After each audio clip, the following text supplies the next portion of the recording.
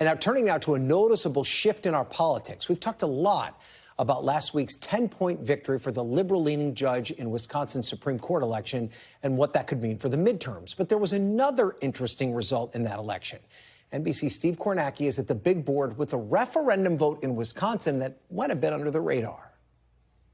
All right, yeah, we all know last week, big day for Democrats in Wisconsin, the Democratic-aligned candidate winning by 10 points in that state Supreme Court race. But on the same day, Democrats also suffered a big loss in Wisconsin on an argument over an issue that has been pretty prominent in politics now for almost 2 decades, and that issue is voter ID. There was a constitutional amendment on the ballot in Wisconsin also last Tuesday.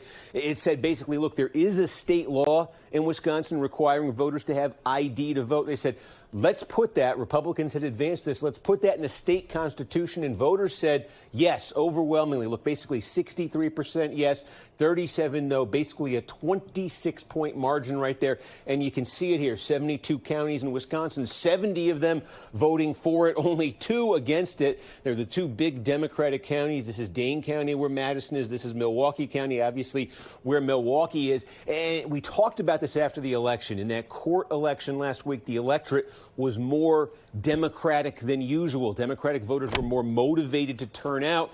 And yet, you think about this, Democrats now, as we say, for almost 2 decades, Democrats have been sounding the alarm about voter ID laws, saying these disenfranchised non-white voters, it's a solution in search of a problem. And yet, even in this electorate last week, a very Democratic-friendly electorate, voter ID passes overwhelmingly. Take Milwaukee County, by the way. Again, big Democratic county here, 51-49 on this voter ID question. That was the result. Voter ID got 49% in one of the most Democratic counties in Wisconsin. It means a lot of Democratic voters aren't with their party's leaders on this question, aren't with the activists in their party on this question.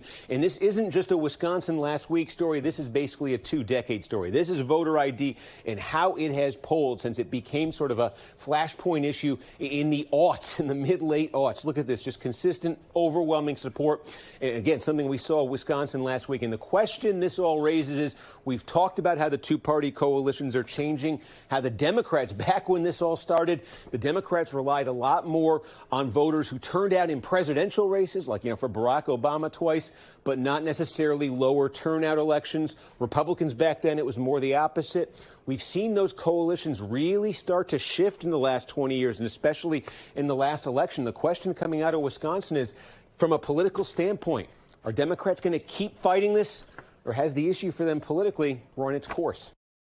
Thanks for watching. Stay updated about breaking news and top stories on the NBC News app or follow us on social media.